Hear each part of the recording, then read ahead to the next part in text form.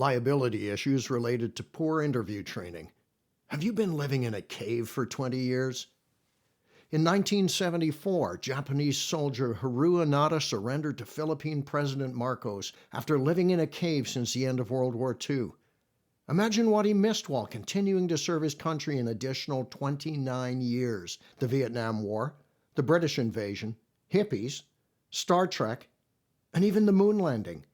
Imagine how hard it must have been to understand the new world into which he had emerged. Most people would have accepted any issues he had without question. I mean, he had a good excuse for not being on top of things. I suggest that if he had become a military consultant, it would have been reasonable for him to have talked about strategic use of fighter planes instead of the jets that had become the dominant military aircraft during his seclusion. Although he might have been considered old school or passé, he probably wouldn't have been deemed legally negligent due to his specific circumstances. As an organization responsible for arranging interview training for your investigators, would you be judged the same way, afforded the same latitude, if you knowingly allowed obsolete material to be taught?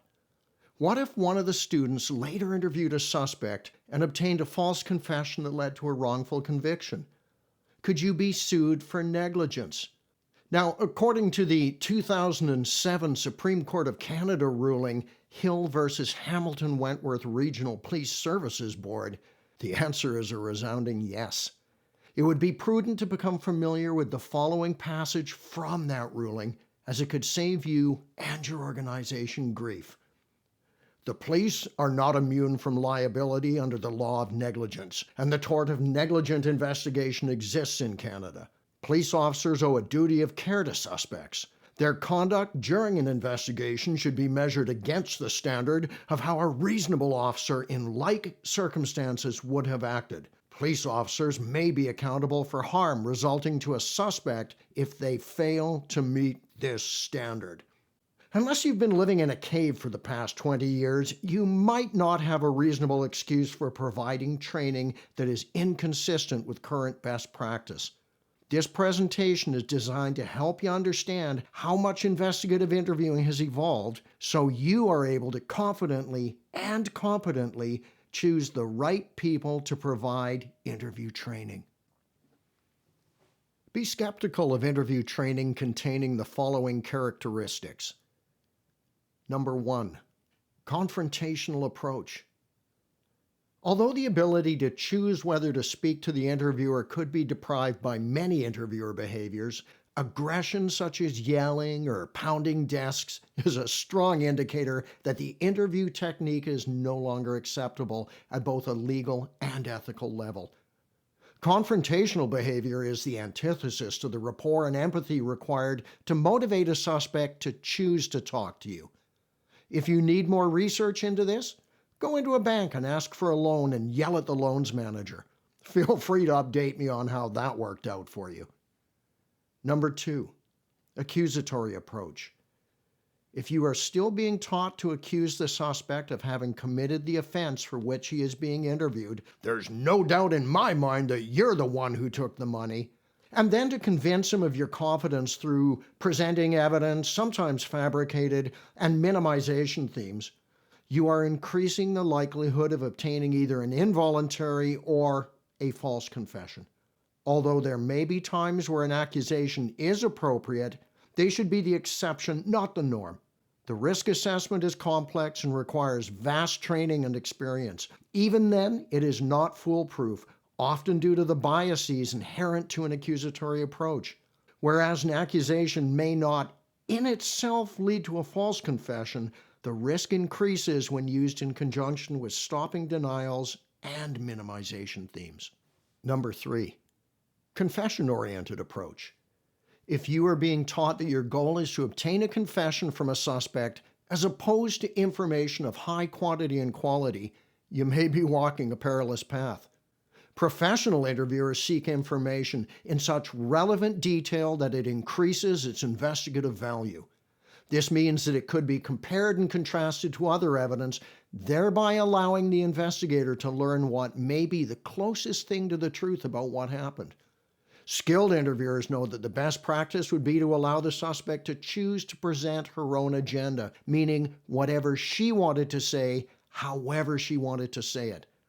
Top interviewers know that detailed information, even if it were a complete or partial lie, is often as valuable as a confession. If your course outline speaks to getting confessions, look elsewhere. Number 4, uses minimization themes. If you are being taught to give the suspect face-saving ways to confess, it shows you are still confession-oriented and accusatory. You cannot tell someone they would look or feel better if they confessed unless you were in fact telling them they did it and you wanted them to tell you that they did. Additionally, minimization themes, reasons for committing the alleged offense that come in a form of reducing the moral gravity of the act through rationalization, or projection, which means blaming, could deprive some suspects of their ability to choose whether to talk.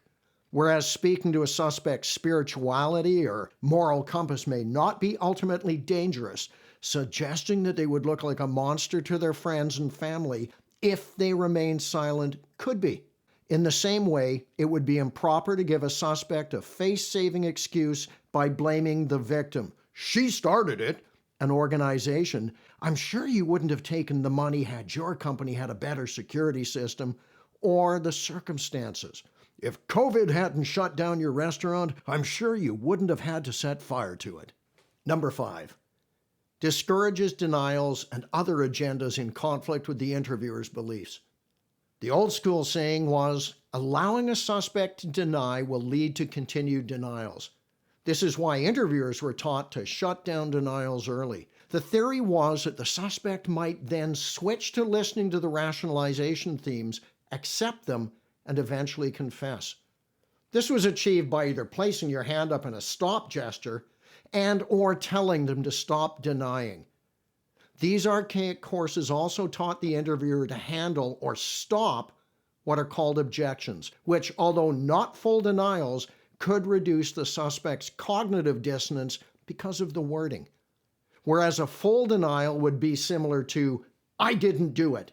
An objection would be when a suspect tells the interviewer something like, I would never sexually assault a woman. I was raised to respect them. You will notice that the objection might be close to a factual claim in that he usually wouldn't sexually assault a woman, and he was probably raised to respect women. For this reason, from a conversational perspective, it would be unwise to argue with the suspect. In many instances, it would be more effective to agree with him and use his own words to launch more conversation through productive questioning. For example, when faced with the objection offered above, you could say something like, thank you for telling me that. I don't doubt for a moment that you were raised to respect women. I guess I should make this simple and ask you the most important question. Did you touch her breast? Even if the suspect answered with a no, that agenda would not convey a decision not to speak.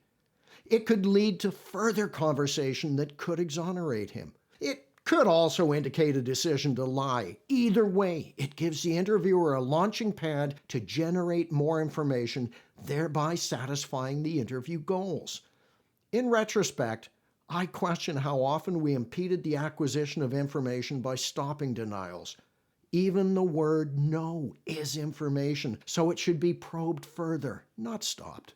The new mantra should be, if the interviewee's lips are moving, even if they are giving a denial, inwardly do a happy dance and keep them talking. Number 6, uses pseudoscientific deception detection techniques. Science has shown us that our ability to detect deception by analyzing body language, which includes both physical and verbal cues, is only slightly more accurate than a coin toss. At 54%, a rate close to guessing, there is little value in attempting to assess an interviewee's honesty, particularly since the biases caused by that guess could prevent the interviewer from remaining truly impartial. If you're being trained to detect deception using any method other than comparing and contrasting what was said with other evidence, you're being misled. Even if you were taught to look for clusters of deceptive behavior or red flags of deception, the teacher is either uneducated or the one who is lying. Number 7, Doesn't stress the use of electronic recording.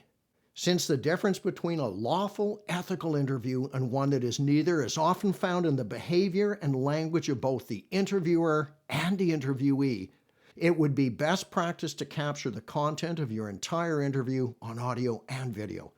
The use of a recording device does not scare people from taking part once the reason for it has been explained. In actuality, it shows anyone who reviews your work, a supervisor, a prosecutor, a defense lawyer, a judge, the media, scholars, that you are a professional investigator who is proud of your work. Let them know that you have followed the best practices of investigative interviewing, such as productive questioning, and avoided the coercive elements of old-school interrogation models. Prove to everyone you were able to obtain information in a conversational process, one that would illustrate the voluntariness and reliability of anything mentioned. Number 8, doesn't stress the incredible value of rapport within a conversation management framework. Beware any technique that doesn't emphasize that rapport is the primary determinant in achieving your interview goals. Some may convey that rapport is simply an act of bonding between the interviewer and interviewee by being nice and friendly during small talk, but there is much more to it. More bridges are built when the interviewer takes the time to make the interviewee know that she is the most important part of the process. This is achieved by explaining your role, how an investigation works, and what the interview process will be like. Make it an engaging conversation that will blossom and thrive throughout the information gathering component. Keep in mind that rapport should not be used just to minimize the poor optics of the old accusatory, guilt-presumptive, confession-oriented approaches. Although uneducated teachers still stress the use of rapport, it doesn't fix the bad parts. Number 9, doesn't explain the science of memory. To be a good interviewer, you must be able to recognize what real memory looks like and how to apply truly scientific research to enhance recall while refraining from contaminating the memory while it is being acquired, stored, or retrieved. A robust course should speak to the idiosyncratic nature of memory, including the potential and varying effects of trauma. Without this lesson, the risk of judging an interviewee based on either a cookie-cutter approach or the me trap, which means how the interviewer believed he would have said it, heightens the dangers of incorrectly assessing credibility. You don't have to have a degree in forensic psychology to know enough to be professional and safe. Number 10, doesn't speak to biases, stereotypes, and prejudice. Being creatures of our environment, it would be hard to be stereotype or bias-free. We are the result of parents, teachers, religion, and many other influences that arguably shape every decision we make. Our view of the world is based on the lenses placed in our glasses by all our life experiences. This means that we all, interviewers and interviewees, have biases, stereotypes, and prejudices. Although the goal of an investigative interview is not to change an interviewee's biases, the interviewer should be aware that they exist and that they may differ from his or those of other witnesses. This allows for the requisite acceptance that might reduce our desire to change as opposed to listen. If nothing else, it could lead the interviewer to refrain from inserting, even unintentionally through loaded question wording, her biases. In short, if an interviewer doesn't understand how disastrous the insertion of interviewer bias could be, he probably wouldn't use what he had learned about the value of truly productive questioning skills for long after completing the course. Number 11, doesn't speak to the potential dangers of using trickery and deception. In Rothman versus the Queen, a pre-charter ruling of the Supreme Court of Canada, Justice Lamer held that the investigation of crime and the detection of criminals is not a game to be governed by the Marquess of Queensberry rules. In Regina versus Oikel, the Supreme Court of Canada's post-charter assessment of voluntariness, it was ruled that the modern confessions rule should delve into a police officer's use of trickery and deception in relation to its effects on the voluntariness of any utterance. It was suggested that police trickery and deception could be used as long as, number 1, it didn't deprive the suspect of his ability to choose whether to speak, coercion, and number 2, it wouldn't shock the conscience of the community or bring the administration of justice into disrepute. These guidelines speak to both the legal and ethical considerations, allowing it to work well within the contextually based framework of investigating human action. An example of trickery that could lead to coercion would be the presentation of evidence that did not truly exist. An example of shocking the community conscience would be pretending to be a priest and asking for a confession to relieve the suspect of spiritual sin. Number 12. Doesn't emphasize that an interview must live within an investigation. The best investigative interview courses don't teach interviewing in isolation of basic investigative skills. As the title implies, an investigative interview can only be conducted effectively and efficiently within the parameters of an investigation. This means that it would be futile to teach someone how to ask questions and to assess the received detail when they wouldn't know what they needed or what it meant. For this reason, the planning phase should include discussion on the elements of the potential alleged offenses, the ingredients of the offense recipe often found within policy or legislation. Launching into an interview without knowing what you are investigating is akin to playing a board game without having read the instructions. Number 13, doesn't explain the science behind effective evidence presentation. Science has taught us that suspects don't choose to talk to us just because they know we have the evidence to prove their guilt. In fact, a person is less likely to speak to us because we showed them too much evidence. It has been surmised that the practice of showing your cards early might lead the suspect to believe that the interviewer has already come to a conclusion of guilt, thereby minimizing any incentive to explain the situation.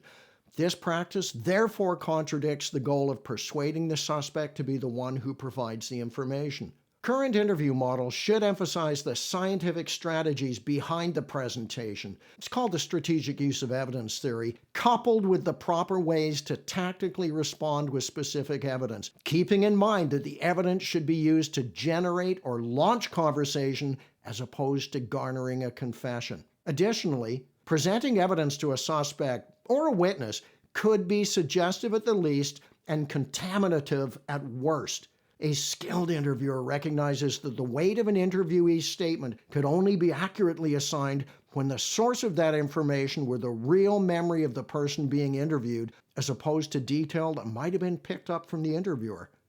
The art and science of presenting evidence is often a process where less is truly more. Number 14, not presented as a framework.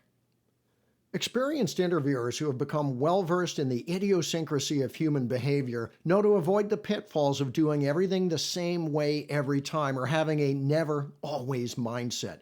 The best teachers inspire the new interviewer to avoid thinking of an interview as a linear model or protocol done the same way for every interview, and to visualize it as a sequence of phases to be used as and when necessary. No two interviews should be the same, as no two interviewees or circumstances would be identical. Whereas even a chimp could learn most protocols, a proficient interviewer should know the craft well enough to respond throughout the process by considering when and where to employ the available components, in a manner that would help to achieve the goals of obtaining complete and reliable information.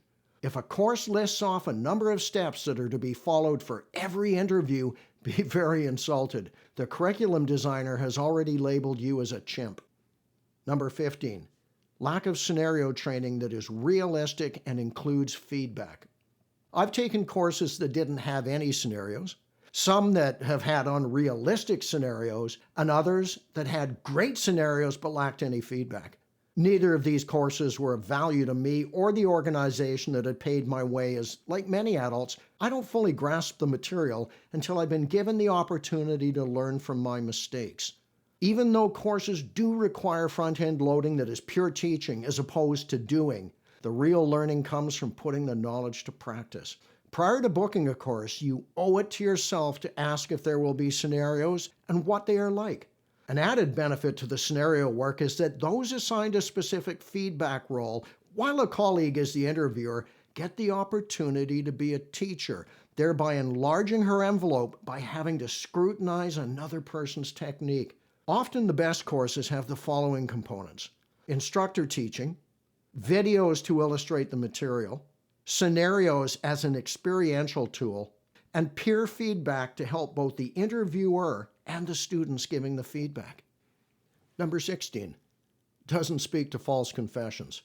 Professionals continuously assess risk, meaning they are aware of and accept the inherent dangers of what they do. There are voluminous studies showing that a downside to any investigative interview is the potential that a person might either admit to doing something that he didn't do, a false confession, or feel obligated to talk in an inherently unreliable, involuntary confession. An investigative interview practitioner, in order to minimize the risk of false confession, should be versed in the possible causes and how they present.